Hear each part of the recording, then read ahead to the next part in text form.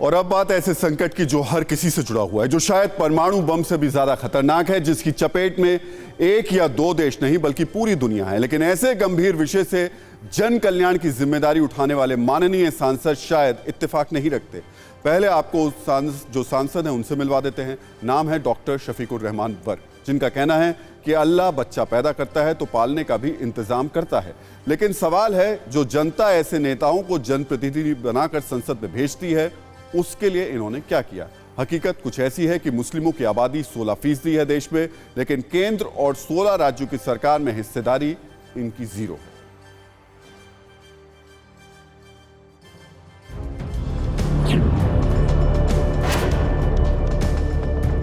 औलाद पैदा करने का ताल्लुक है, इसका ताल्लुक इंसान से यहाँ जाती तौर पर नहीं है, इसका भी अल्लाह से ताल्लुक है।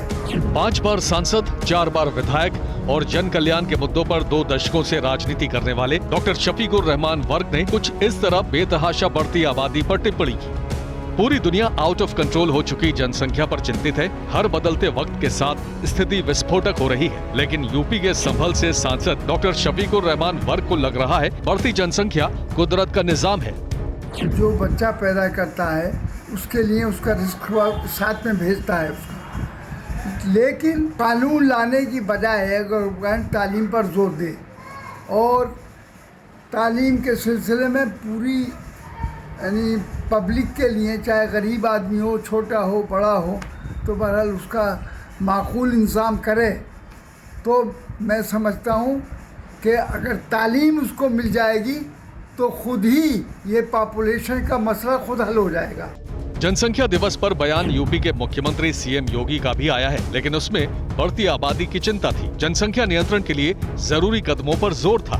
जब हम परिवार नियोजन की बात और जनसंख्या स्त्रीकरण की बात करते हैं, तो हमें इस बात को ध्यान में रखना होगा कि जनसंख्या नियंत्रण का कार्यक्रम सफलतापूर्वक आगे बढ़े, लेकिन जनसांख्यिकी असंतुलन की स्थिति भी न पैदा होने का है।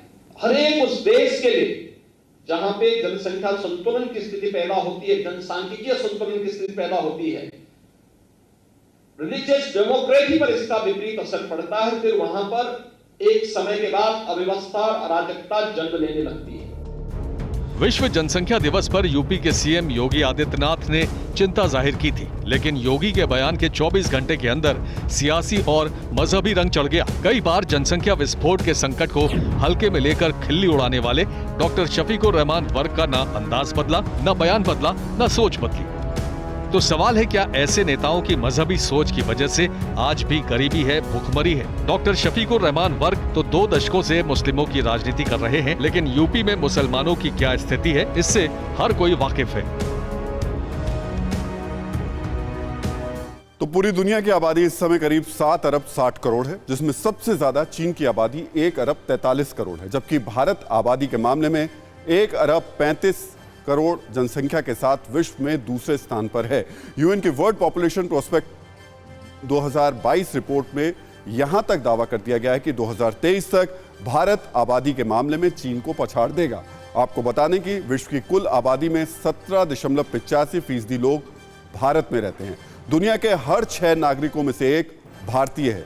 साल 1991 में देश में जनसंख्या की सघनता 77 व्यक्ति प्रति वर्ग किलोमीटर की थी, जो साल 2011 में बढ़कर 382 व्यक्ति प्रति वर्ग किलोमीटर हो गई है।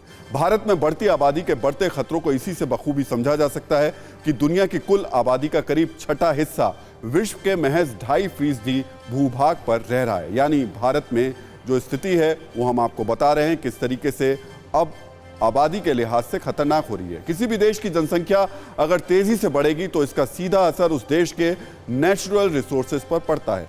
बढ़ती आबादी की वजह से ही दुनिया भर में तेल, प्राकृतिक गैस, कोयला और ऊर्जा के संसाधनों पर दबाव बहुत बढ़ गया है और ये भविष्य के लिए बड़े खतरे का संकेत है। पानी की बात करें तो भारत में प्रति व्यक्ति सालाना पानी की उपलब्धता में भारी कमी आई है। साल 1951 में हर नागरिक पर सालाना 5177 क्यूबिक मीटर पानी था, जो साल 2014 में घटकर 1508 क्यूबिक मीटर हो गया। मतलब 63 साल में पानी की उपलब्धता लगभग 5 गुना कम हो गई। आपको बता दें कि 1 क्यूबिक मीटर 1000 लीटर के बराबर होता है। साल 2025 तक आशंका है ये घटकर 1465 क्यूबिक मीटर हो जाएगा। साल 2050 तक ये आंकड़ा 1235 क्यूबिक मीटर रह जाएगा। ये समस्या सिर्फ पानी की नहीं है। आपको बता दें कि देश में 1.7 मिलियन बेघर लोग हैं, यानी लगभग 17 लाख बेघर लोग हैं, जिनमें 9,38,384 शहरी इलाकों में रहते हैं जिनके पास घर नहीं। और सिर्फ संसाधनों की कमी नहीं, बल्कि प्रदूषण भी बढ़ती जनसंख्या का एक बुरा परिणाम है। प्रदूषण से भारत में औसतन हर साल 24 लाख लोगों की मौत होती है। इसकी बड़ी वजह है देश में गाड़ियों की बढ़ती संख्या। एक रिपोर्ट के मुताबिक साल 2003 में भारत में रजिस्टर्ड गाड़ियों की संख्या 6,70,07,000 थी, जो साल 2019 में बढ़कर 29,57,72,000 हो गई। अगर जनसंख्या के हिसाब से देखें तो औसतन हर 4 शख्स पर भारत में एक गाड़ी है। चौंकाने वाली बात यह है कि दुनिया में दम तोड़ने वाले हर 6 में से 1 की जान प्रदूषण ले रहा है। तो जनसंख्या ज्यादा होने से कैसे नुकसान होता है, आपको एक और आंकड़े से समझा देते हैं। ब्रिटेन की अर्थव्यवस्था लगभग $2.76 ट्रिलियन की है, जबकि ब्रिटेन पर जो पर कैपिटा है वो जीडीपी का 47,400 $3,034 है, माफ कीजिएगा।